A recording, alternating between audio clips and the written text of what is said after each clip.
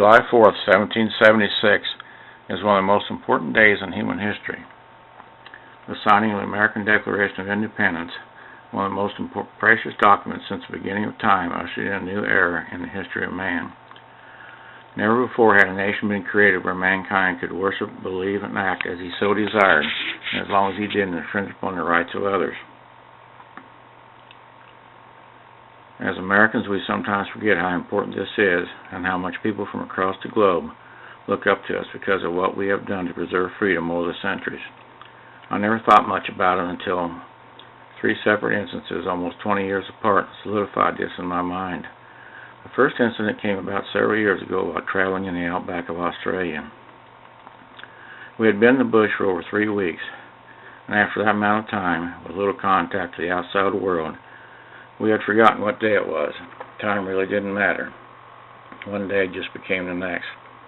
We drove into the small town of Daly Waters in the Northern Territory about 2 in the afternoon. As we entered the tiny village, I noticed an old C-47 aircraft parked on the deserted airstrip. I hardly noticed the aircraft had U.S. markings. Our destination was a tiny pub in the center of town. Daly Waters, with a population of 17, saw over 100% increase in population when we arrived. Our bus carried 24 weary travelers.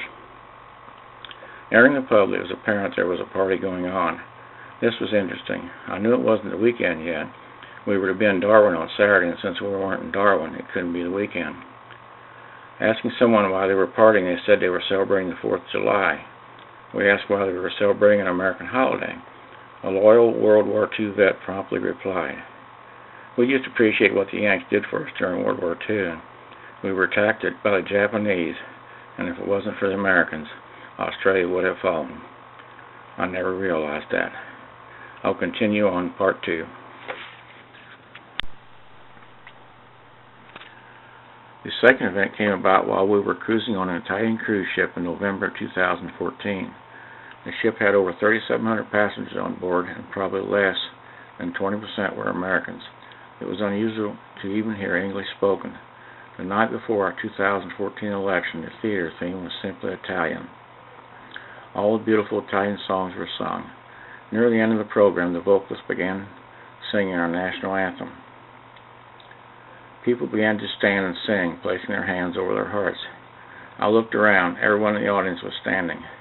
As the anthem came to an end, America was given at least a 2-minute standing ovation. The third such instance took place just a few months later. I occasionally shuttle people to the local airports.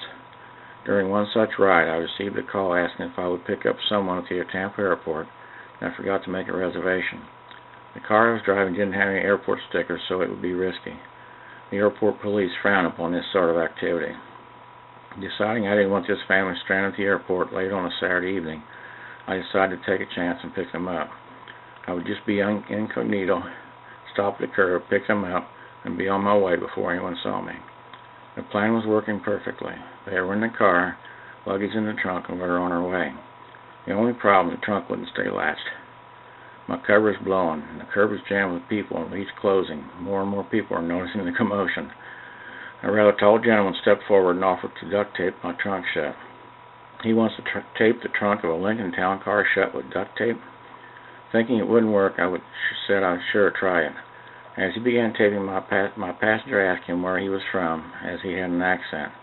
He replied he was from Denmark.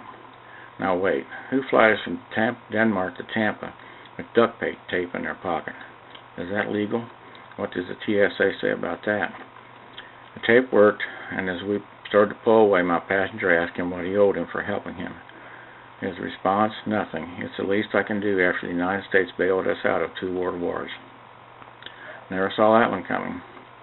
In spite of what we are often told by the media and those who would want to destroy our country and turn it into a socialist nightmare, the United States is still that New Jerusalem, that shining city on the hill that most look to for guidance and leadership. We currently see what happens to the world condition when America shirks its duty and lets evil reign over the land. We have a responsibility to the rest of the world, citizens. There isn't any other country that can do it. It's the price we pay for living in the greatest country ever known to mankind. We sometimes overreach, but we are the world's police force.